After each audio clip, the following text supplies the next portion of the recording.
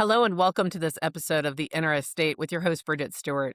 I'm so excited today. We have a special guest, Jay Connor. Jay Connor, known as the Private Money Authority. Jay, welcome to The Inner Estate. Bridget, thank you so much for inviting me to come along and talk about what I'm so passionate about, and that's private money for funding your real estate deals because this one strategy, this one way of doing business to get funding for your deals has had more of an impact on our real estate investing business than any other strategy. Ever since starting to use private money years ago, never missed out on a deal for not having the money. That's incredible. So take us back, Jay. 2003, you and your wife, I believe, you started like, we're going to build a real estate portfolio. We're going to build our wealth through owning some dirt and owning some doors. And you started out doing it in the traditional manner, correct? You were Yes. getting mortgages from banks Yep. and lenders. Yep. Those first 6 years from 2003 to January of 2009, the only way I knew to fund my deals was have a line of credit at the local bank, and they made the rules as Hmm. traditional funding goes, and appraisals and taking 30 to 40 days to close. That all worked out, Bridget, okay, the first 6 years, 2003 to Right. January 2009. But then everything changed. Yes, it Everything did. changed in January of 2009. Everything changed with a capital C. Yes. Yeah, So the avenue of securing what I'll call the more traditional form of financing was no longer available, correct? that's right. Yeah. You know, I remember it like it was yesterday. I called up my banker. His name was Steve. I had two houses under contract. This was January 2009. And Bridget, I thought I still had a line of credit at the bank prior to the phone call, prior to putting my deals under contract. And so I get Steve on the phone and I learned like that my line of credit had been closed with no Yep. notice to me. It's like, it would have been nice to let me know to stop making offers, on deals. Anyway, I Right. said, Steve, what in the world are you telling me? My line of credit's been closed. We've done a ton of deals in these 6 years. I've always made my payments on time. I got a great credit score. What's the Yeah. problem? Steve said, Jay, don't you know there's a global financial crisis going on right now? I said, no, but you just gave me a financial crisis. I said, Yeah. I I don't have a way to fund these two deals. So anyway, I hung up the phone. Bridget, I sat here at my desk and I asked myself one of the most powerful questions ever I have asked myself. And so here's the question I asked myself. It's not how, it's who. I said, Jay, who do you know that can help you with your problem? That was the Right. question I asked myself. And Bridget, these people running around saying every problem's an opportunity. I want to throw up. I did not have an opportunity. I had a problem. Now, did Correct. the did the problem become an opportunity? Yes, because I wouldn't be on your show without the problem. But at the point in time, I had a problem and I needed a Mm-hmm. solution. And when I asked myself that question, I immediately thought of a dear friend. His name is Jeff Blankenship. He was living in Greensboro, North Carolina at the time, and he was investing in single family houses. I said, well, maybe Jeff can help me with my problem. So I called Right. him up.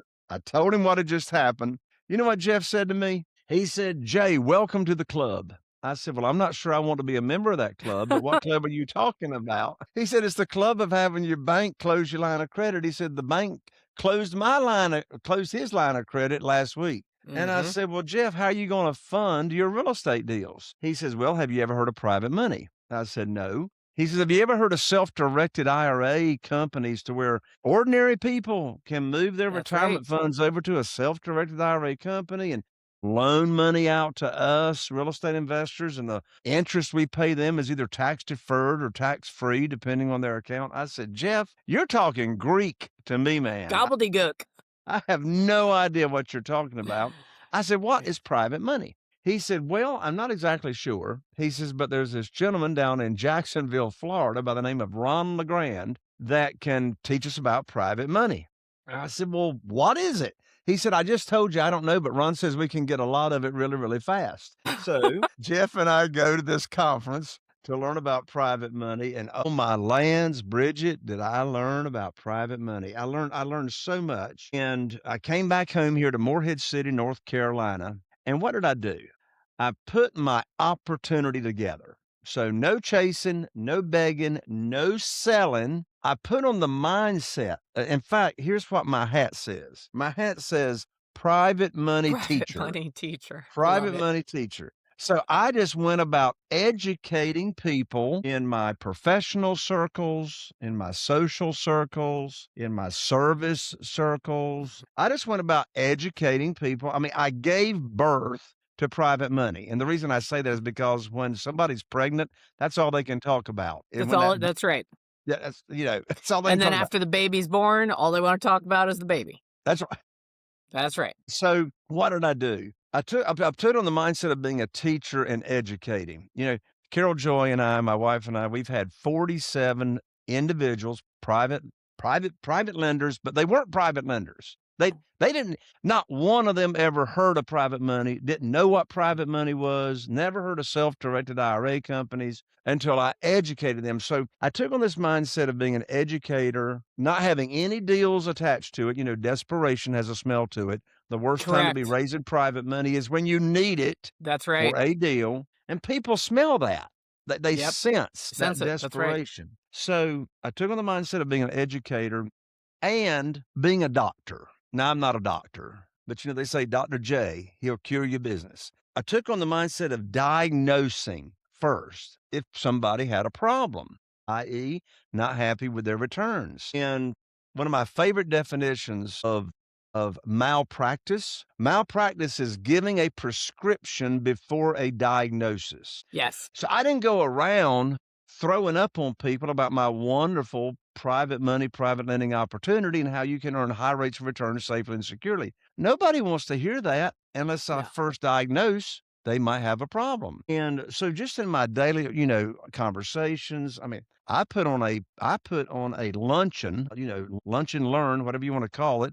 I call it Right. a private money luncheon. And I had about 20 people there, had it at the Dunes Club, nice oceanfront view there. Well, just at that one luncheon, I raised $969,000 in Wow. pledged money to Mm-hmm. invest in our real estate deals. So something that's so important as far as mindset goes is the money goes first. Now, comes first. I mean, there's always deals. There's always That's going to right. be deals. There's always deals. Always deals. So That is, I can attest to that. just think, if you're listening to this show, how much more confident, how many more offers are you going to make if you got the money burning a hole in your pocket, That's right? right. And Bridget, now I'm going to take a little risk and then I'm going to turn it back to you. But I'm going to take a little risk here. I'm going to ask you a question. I think I know the answer. Have you ever heard someone say, or the guru standing on stage talking to new real estate investors, have you ever heard anybody say, quote unquote, oh, just get the deal under contract. The money will show up. That's right. Yes. Yes, I have heard that. Oh, my word. Or they'll That's right. say, quote unquote, money finds good deals. Yeah. Yeah. Yep. I mean, let me ask a question. You get a deal under contract. Is a drone going to fly over your front door porch and just drop you a bag of money on your front porch because money finds good deals? Give me a break. Unfortunately, no.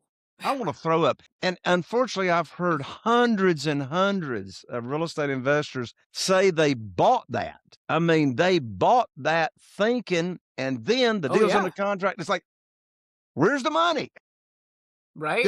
So it just seems common sense to me to get the money lined up, the Line the pledge. money up first. And then you That's got a right. deal comes across your desk. You know exactly where the money's coming from. And then you pick up the phone. We actually still have handsets and cords here in Oh, North look at Carolina, that. Love it. But, I pick up the phone and I call my next private lender in the queue and I give them what I call the good news phone call. Mm-hmm. And the good news phone call, here's the script. Bridget, I call you up. I say, you're one of my private lenders. I say, Bridget, I got great news. I can put your money to work.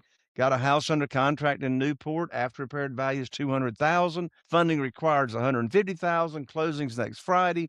You need to have your money wired to my real estate attorney's trust account by next Thursday. I want to have my real estate attorney email you the wiring instructions. End of conversation. The most stupid thing I could do is ask, do you want to fund the deal? Well, yes, you want to fund the Okay. deal. Right. And the reason Right. you want to fund the deal is number one, you've been waiting for the phone call. Mm-hmm. I'm not going to bring any deal to the phone conversation that doesn't match the criteria of That the you had set. underwriting Yeah. that I already taught you And for Right. goodness sakes, if you moved your $150,000 retirement money over to the self-directed IRA company, you trusted me to move your money and you're waiting on me to perform. One big mistake that comes to mind right now that new capital raisers make is they talk too much. Mhm. They talk too much. It's like they're trying to pitch the deal. Bridget, I've never pitched a deal in all these Mhm. years. I've never pitched a deal. Taught the opportunity first. They understand what the deal is. And then I simply call them up and fulfill. And by the way, these people are all ordinary people. This is Right. not rich people. These are ordinary people that have never been exposed to this world. And so I'm viewed as the expert. My students and my mastermind members, they're viewed as the expert. And so they're leading, they're setting expectations, they're teaching, and it's all led with a servant's heart. That's really remarkable. And I agree with you I agree with your hat, private money teacher, because you're educating on both sides. You're educating to the potential lenders to make sure that they understand they are waiting for that call. Yes. And then they are ready when the call comes in. They're And they're ecstatic. thrilled that they were next in line, and then they Yes. take action. And I Absolutely. believe that you're also educating the investors that want to take the action, not the lenders, but that want Yeah. to buy the Real real estate estate investors. Sure. on the Yep. benefits for them. So Yes. what so these sound phenomenal. And once you went to Jacksonville, Florida and got your education and started doing this since 2009, you have still been acquiring and building your portfolio or doing flips or whatever the opportunity is that comes your way. And you've been private money ever since, Yes. correct? That's correct. That's great. And since most of the deals we do are flips, Mhm. now we don't use just private money. I bought a house this morning. I closed on it this morning. And my attorney's office is down the sidewalk, 12 steps. Mhm. And we bought that house subject to the existing note, which means the seller of this property agrees to leave the mortgage in their name. My company agrees to make their payments, and we take ownership of that property. But we use private money for the renovation in second position a lot of times Mhm. as well. So private money can be used for purchasing. Private money can be used for refinancing if you've got cash in a property and you want to pull some of that cash out. And so it just really, really gives you the flexibility. I think back to when I was cut off from the banks in 2009 and that story I shared. It's really interesting as I look back. In 2009, banks were not loaning money at Right. all. But all these foreclosures were going on by these people that should never have been given a mortgage in the first place. Correct. Well, so all these foreclosures are going on. Now, stop and think about this. The banks aren't loaning money. So the only way the foreclosures are going to be sold is if you've got the cash, right? That's right. So now it was like a vortex. I've got all this private money that I'm attracting, and now I can pick and choose the foreclosures. Our business tripled in 2009 because of the new funding that we got with private money. That's remarkable. So I have a question for you. There are people that may be listening to us. Hopefully they hung around when they heard private money. And there's a lot of, I believe, I'll call it confusion or misconceptions with the general public. When they hear private money, they automatically think hard money or risky money or loan shark. So there's a lot of, correct me if I'm wrong, but I think No, man on the you're street absolutely right.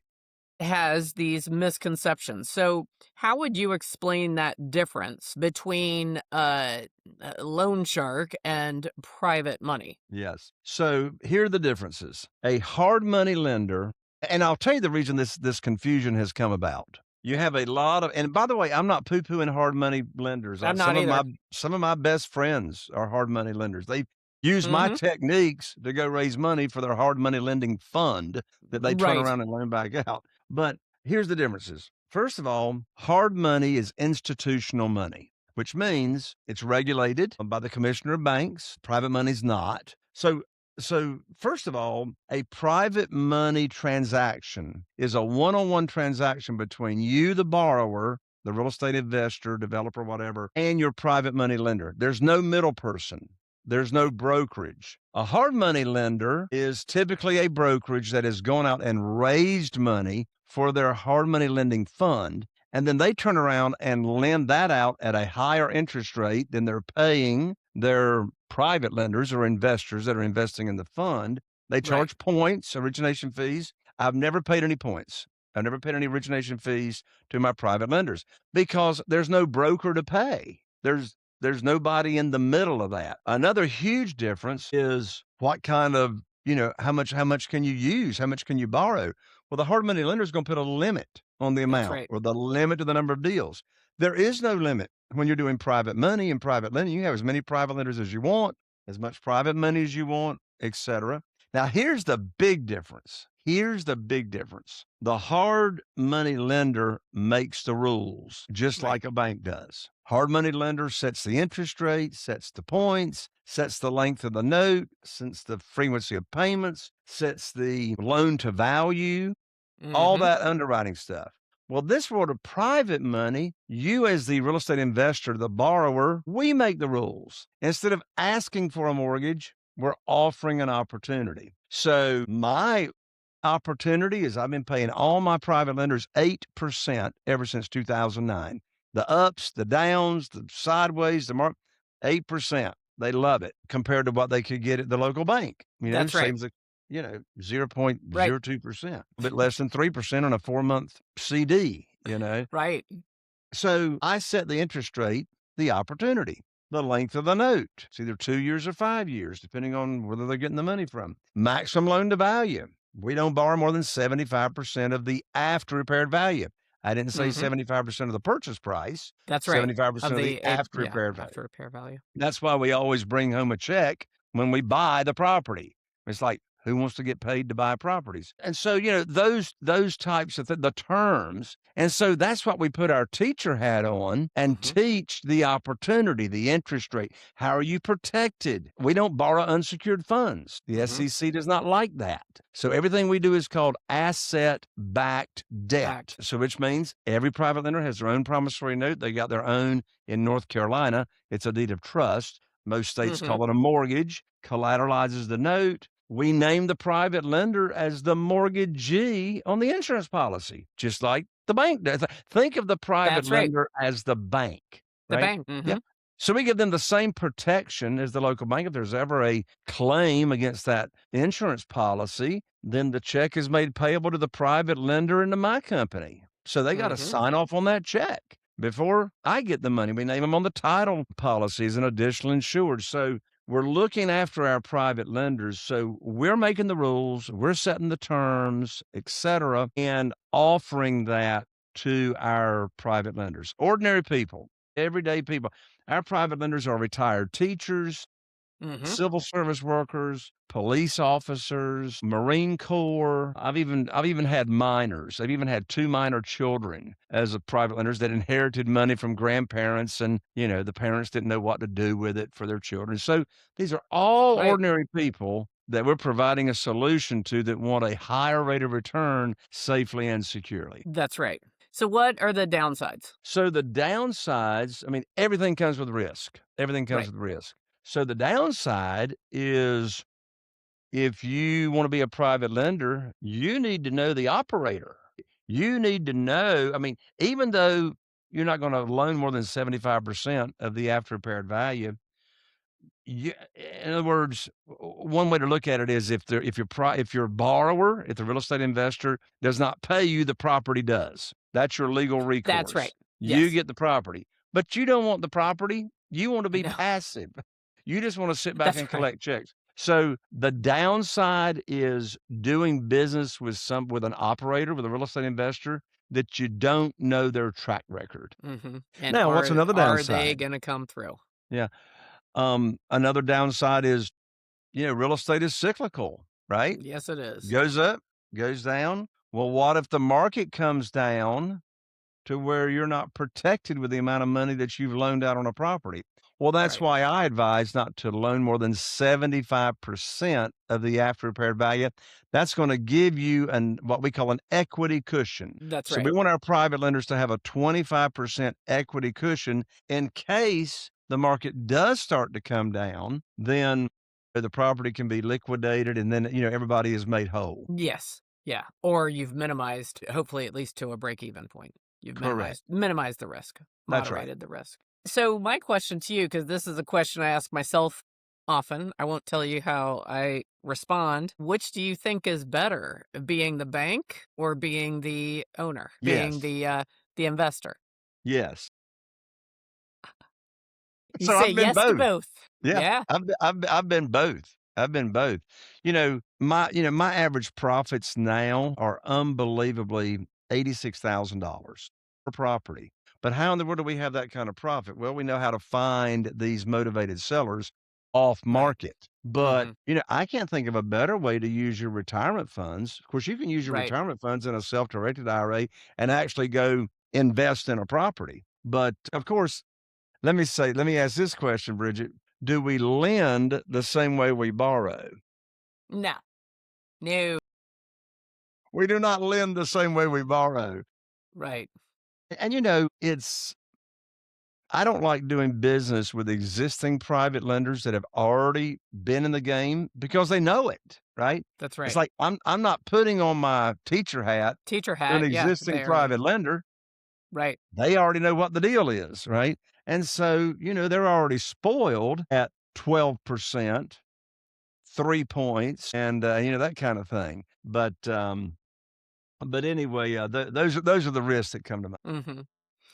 I love that you were going over how this is something that is open to everyone, because I'm sure there's someone who's hung in there with us and they're still listening to you and I have this conversation, and they may be sitting there thinking, that sounds great, but I don't know if I trust myself to have something called a self-directed IRA, or this is something for other people that fill in the blank. They're smarter, wealthier, they have more reserves than me. But what I hear you saying is on either side, being an investor or being a lender is a possibility for anyone. Absolutely.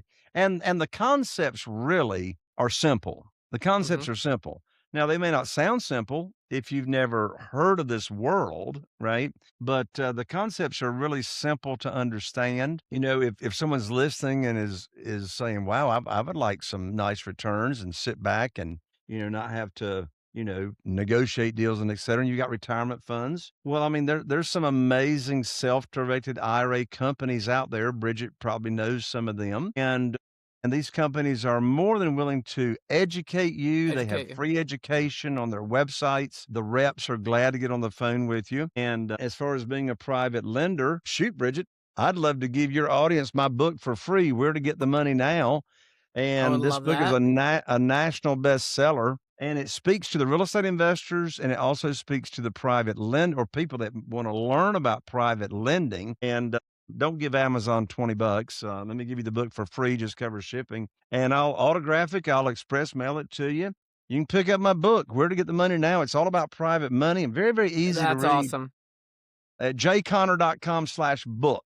And jconnor.com/book. anywhere you're consuming this podcast, that link is gonna be in the description, as Awesome. well as just how to reach out to you, for people that wanna learn more. Sure. So, Absolutely. I wanted to ask you a couple questions. We're gonna do a little pivot shift here. So, I'm going to make a guess that you're older than 29.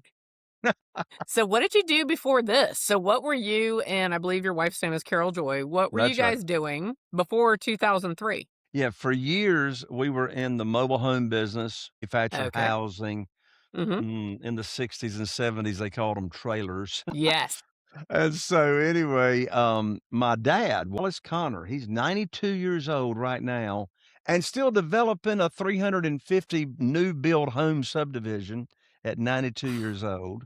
I love that. Um, Mercy. But anyway, um, his company was the largest retailer of manufactured housing mobile homes in the nation at one Okay. time. So I was born and raised and grew up in this world of helping people own affordable housing. Well, in the Right. early two thousands, the financing for the consumer to buy that product went away. Went The away. whole industry fell out of favor with Wall Street. Yep, No I more remember. consumer financing. And so I knew if I ever got out of, mobile homes, manufactured housing, I wanted to get into single family houses and, I wanted to flip houses. And this was even before Mhm. HGTV was on That's right. TV. That was Right. even before then. And so I knew I wanted to get into it if, I ever got out of mobile homes. And so I didn't have much of a choice. Had to get out of mobile homes because, consumers weren't walking around with the cash I know.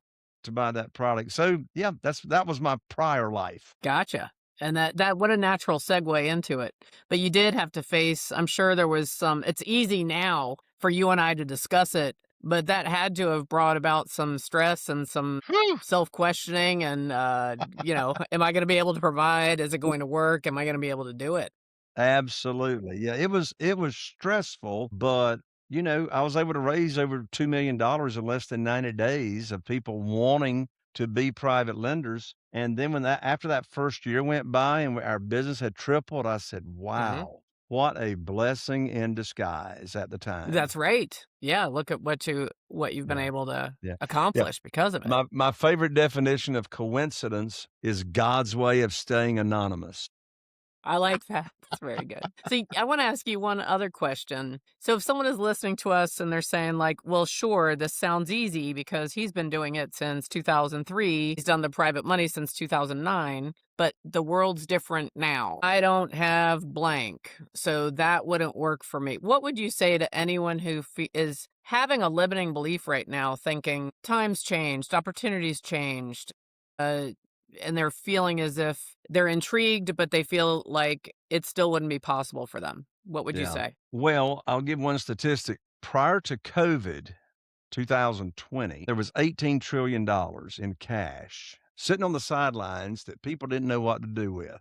And today there's over 31 trillion in cash. So it all comes down to your mindset, right? It Mhm. all comes down to mindset. I mean, do you have a mindset of abundance? I mean, do you believe there's money all around you? Mhm. So I don't think it's a belief of times have changed that might be a limiting belief. I think the limiting belief would be I can't do that. Right. That's the overarching, I can't do that. Well, guess what? You can do that You can. when you surround yourself with the right people. I may not be the person for you to surround. I mean, unfortunately, not everybody likes Jay Connor. Thank goodness a lot of people do, right? But surround yourself with someone that's already done what you're interested in doing and don't try to go about it yourself is what I'm trying to say. I agree. Yeah, seek out counsel. The people have done it before, they're gonna do it again. You can be one of the people that are gonna do it again. Yes. And reach out. So don't feel as if there's no one that would be willing to assist you. There's more than enough to go around. There's Absolutely. never ending deals. It literally Absolutely. a never ending deal stream. So I like that you have that sentiment is that take the action. That's the biggest thing is learn about it, find people that can assist you that you trust, and then take that first step. Don't Absolutely. be afraid of that first step. That reminds me, and I don't know who to give credit to this, but the quote, "Knowledge is not power. Right. Knowledge is not power. Implementation of knowledge is power." It's power. Yeah. Well, Jay, I want to thank you so much for joining us today. I know that you are still, I can hear the energy and excitement in your voice, even after, what is this now? It's going on 17 years of you doing Yeah, private yeah, money. for, 17 years for the private money. That's right. Yeah. And even longer for the investing in real Yep, estate. 23. To hear the level of passion and excitement that you have and seeing the look on your face of you're exuding your passion for this. So I wanna Yes. thank you for joining us and sharing that, and again, get that book. The book again is Jay Connor, JayConner.com mhm, /book. And I tell you what, let me just give out 2 more gifts real quick, Bridget. 'kay, So another gift is a free download, a free download. So one thing I hear new capital raisers say, or people that are interested in raising money, is I don't know what to say. I mean, how do I start right, a conversation, right? How do I even right. start? Well, the book's going to do that for you, but you can right now, you can download www.jconnor.com/scripts, plural, Perfect. and get my curiosity opener script. One last gift. Here's a $3,000 gift, Bridget. I do Okay. 3 live in-person private money conference events a year right here in North Carolina, and the next one is coming up in June, got another one in October. It's a $3,000 event that allows people to come with a guest, but because your folks are listening, I'm gonna give out a special URL. They get to come for a measly $97 registration fee. 3 Wow. days Okay. in person to the private money conference. Here it is, www.jconnor.com/event, and that I gets you love right it. in the door. I love that. Where is it? In Morehead City? Yep, Morehead City, Atlantic Beach, North Okay. Carolina. Yep. All right, very good. Well, I would love to come to that. So, Well, if come the come join the party. invitation is extended to me, I wanna come. Hey, come to And the it sounds like it'd party be great to bring and some I'll of give my you coaching a clients too. slot on stage. Nice, that would be great. I do love public speaking, so yes, I'm really thrilled about that, Jay. I wanna thank you for sharing this opportunity to anyone who's listening, especially anyone who may be feeling as if they have a problem or an obstacle that they cannot overcome to start building their generational wealth through dirt and doors, or generational wealth by being the bank, because both, as you and I know, they're both viable and they're both open to everybody. So thank you again for doing that. If you are listening to this episode of The Inner Estate, I really hope you'll take advantage, and maybe I'll see you in North Carolina as well. Take advantage of the opportunities and the book that Jay has so graciously shared with us. I also hope you'll come back for the next episode. Thank you. Thank you again, Jay. Thank you, Bridget.